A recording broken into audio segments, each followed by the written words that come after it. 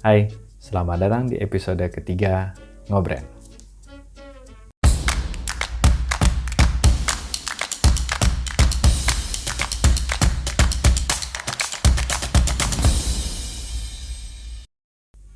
betul. Seperti background kita, bikin nama brand atau bikin judul brand nggak boleh ngasal ya, nggak boleh judul-judulan. Karena apa? Karena memang menurut Bapak Sakti Maki, bikin nama brand itu salah satu syarat, bukan yang terpenting, tapi syarat penting dalam tahapan brand awareness. Itu, teman-teman kan sudah dengar tuh, di episode kedua kita ngobrolin tentang bagaimana strateginya Pak Haji Yogi untuk bisa menciptakan 3.000 pesanan produk barunya ya dengan strategi branding atau branding selama hanya 2 minggu. Nah, untuk teman-teman yang belum sempat melihat, yang teman-teman di podcast langsung menuju ke YouTube, bisa langsung lihat, atau teman-teman di YouTube bisa klik langsung yang ada di atas ini linknya. Silakan langsung dengerin sekali lagi. Untuk itu saya ulang ya, apa yang disampaikan oleh Haji Yogi. Nah, ketika 3 bulan dalam perjalanan itu, gue rubah lagi nih si logo. Oh, oke. Ya kan?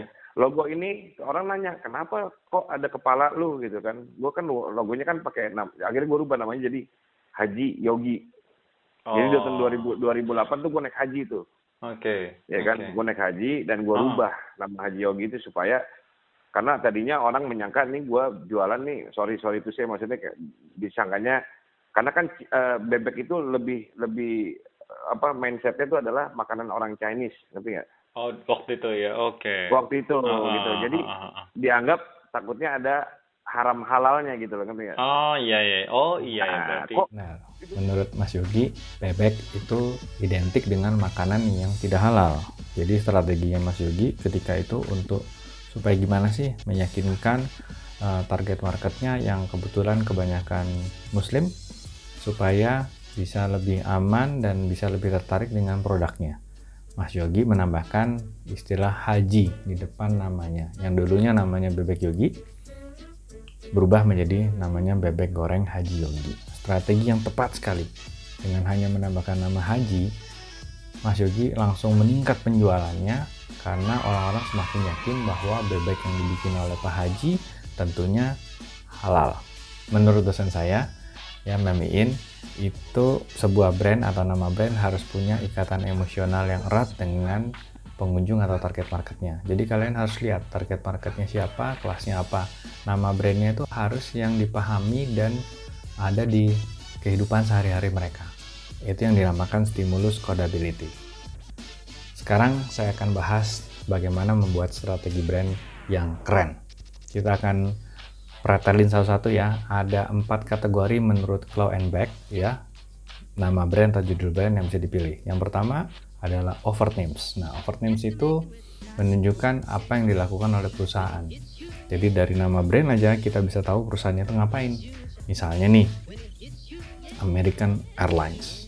Kelihatan kan brandnya ngapain? Nggak mungkin dong American Airlines tapi jualnya pisang goreng atau ekspornya kelapa sawit. Lalu selanjutnya ada BMW Motorcycles. Jelas di situ.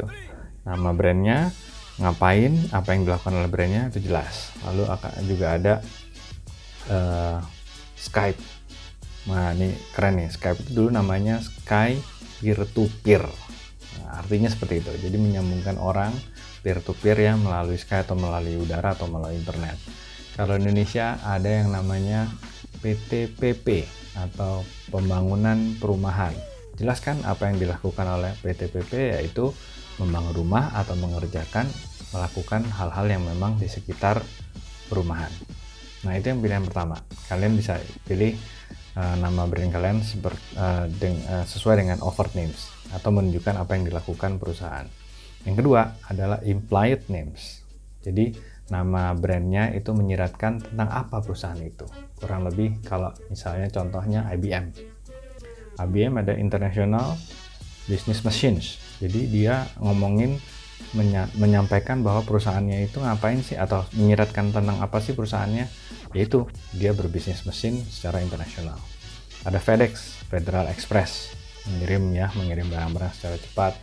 Antam, Aneka Tambang, lalu ada Telkom.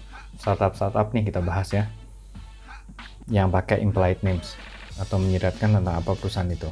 Yang pertama TaniHub, dia menghubungkan atau hubbing petani-petani, antar petani dan pembelinya. Lalu ada juga startup Bukalapak, keren kan?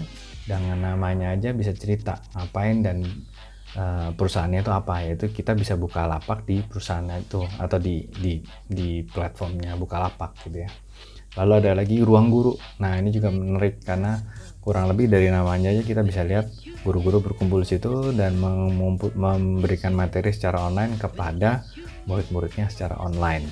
Lalu ada juga brandnya Mas Hendy, namanya Ikan Yuk. Nah kurang lebih kan tahu kan, dari namanya aja itu sudah implied banget bahwa makanan yang disuguhkan di dalam Ikan Yuk adalah makanan-makanan yang berbahan dasar ikan. Oke. Yang ketiga adalah conceptual names. Nah ini menunjukkan arti dari esensi merek. Misalnya nih Google. Nah secara inti mereka mau menyampaikan Google bahwa mau menyampaikan kepada masyarakat atau target marketnya, masuk ke Google dan kalian bisa googling, bisa nyari apa aja. Lalu ada Krispy Kreme, ada Dunkin Donut, lalu ada VW itu Volkswagen. Secara artinya ternyata people's car. Nah keren kan, secara nggak langsung dia mau bercerita bahwa VW itu adalah mobilnya orang-orang, mobil yang bisa digunakan oleh banyak orang. Keren banget VW. Lalu ada Lego, I Put Together. Kalau startup ya yang pakai conceptual names itu ada Gojek, walaupun sekarang bukan ojek online aja, banyak, cuma waktu dulu menurut analisa saya itu Gojek. Lalu ada Warteg Bahagia, ada Halodoc. Nah kurang lebih tahu kan perusahaannya ngapain Halodoc, masuk ke dalam Halodoc bisa ketemu dokter dan lainnya. Lalu ada Garuda Indonesia, ada Indomie. Nah saya belum melakukan assessment, artinya adalah Indofood Mie atau Indonesian Mie. Kurang lebih kalau di luar negeri orang lihat ada produk Indomie, dia yakin dan tahu bahwa itu produk dari Indonesia. Yang terakhir adalah iconoclastic atau iconic. Itu bisa menggunakan istilah yang memorable, yang keren dan unik, tapi jangan lupa yang dipahami oleh target market ya, seperti Apple. Orang-orang keren pasti tahu Apple itu wah ikonik banget kan gitu. McDonald's, Amarta, OVO, ayam bakar Mas Mono, bebek goreng Haji Yogi, kebab Turki Baba Raffi, ayam geprek Bensu, dan masih banyak lagi ya. Yang terakhir itu nggak boleh ngasal ya, harus yakin dan harus pastikan bahwa itu mudah dimengerti oleh target marketnya. Jadi kalau misalnya anak-anak motor nih atau anak motor besar Indonesia mau bikin bengkel, pastikan nama bengkelnya yang mudah dimengerti atau familiar didengar sama kaum otomotif. Juga gitu ibu-ibu mau bikin hijab atau mau bikin produk kecantikan yang sangat dan mudah dikenal oleh ibu-ibu, istilahnya apa? Pakai itu. Jadi jangan sampai mau bikin permen buat anak TK gitu ya. Anak TK kan harus nama permennya atau nama brand permennya itu yang dimengerti sama mereka anak-anak TK. Jangan nanti nama untuk permen anak TK namanya permen Gamet, permen Kuproy. Jangan dong, nanti dinding lagi. Dan selanjutnya jangan sampai namanya itu unik tapi kebingungan ketika ditanya balik oleh target market. Misalnya nih ya, namanya es pocong, makan es ditungguin, wah pocongnya nggak ada nih ya kan. Lalu ada rawon setan, makan rawon ditungguin, setannya nggak ada, nggak muncul ya kan. Ada juga sate taichan ya, setelah makan sate, nah yang nggak datang nggak tahu apanya. Saya nggak mau bahas di sini.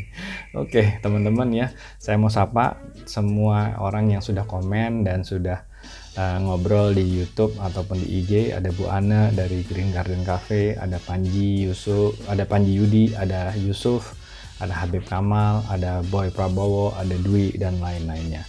Oh ya, hari ini saya disupport oleh Bu Ana dari Green Garden Cafe ya. Ini sebuah jus kesehatan enak banget, lemonade, ginger lemonade nih, keren banget nih, seger, enak, sehat ya, karena Green Garden Cafe itu khusus buat makanan dan minuman healthy yang sehat-sehat. Kalau misalnya penasaran dan mau pesan, silahkan langsung ke Instagramnya @greengarden_cafe atau telepon di 0821144801999. Sekali lagi ya, 0821144801999 ya. Oke teman-teman, sekian aja untuk episode kali ini. Jangan lupa subscribe, jangan lupa like untuk yang di YouTube, dan jangan lupa follow untuk yang Instagram. Oh ya, karena episode kedua saya yang kemarin, episode kedua yang ngobrol itu sudah di view oleh 100 orang ya dalam waktu 1 hari tayang. Saya sangat bersyukur dan berterima kasih, alhamdulillah banget. Maka dari itu sekarang saya akan membagikan hadiah untuk teman-teman. Hadiah ini adalah persembahan dari kimaz.id ya, silakan lihat di IG tulisannya KEMAZ.id ya, follow jangan lupa. Itu hadiahnya akan diberikan kepada teman-teman yang sekarang setelah melihat ngobrol episode ketiga ini mencoba membuat brand atau merubah nama brandnya. Silahkan tulis ya di komennya YouTube-nya Ngobrol atau di caption Instagram-nya Ngobrol.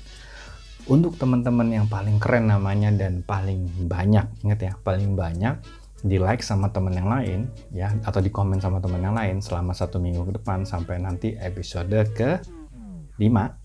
Kita lihat episode ke-5 akan saya umumkan siapa pemenangnya akan mendapatkan hadiah dari kimaz.id, 1 paket pembuatan logo brand senilai Rp1 juta. Luar biasa kan? Ya benar, pokoknya harus segera tulis sebanyak-banyaknya, lebih dari 1 nggak apa-apa. Alasannya kenapa, mau tanya juga nggak apa-apa, silahkan ya. Jangan lupa ya teman-teman ya, untuk yang belum subscribe dan like bisa langsung lihat di sini logo ini, atau teman-teman yang memang ada di podcast silahkan langsung ke YouTube atau Instagram yang Ngobrol, ada linknya, bisa akses itu ya. Sekian aja, sampai ketemu di episode selanjutnya. Salam sukses serta mulia, branding itu bisa.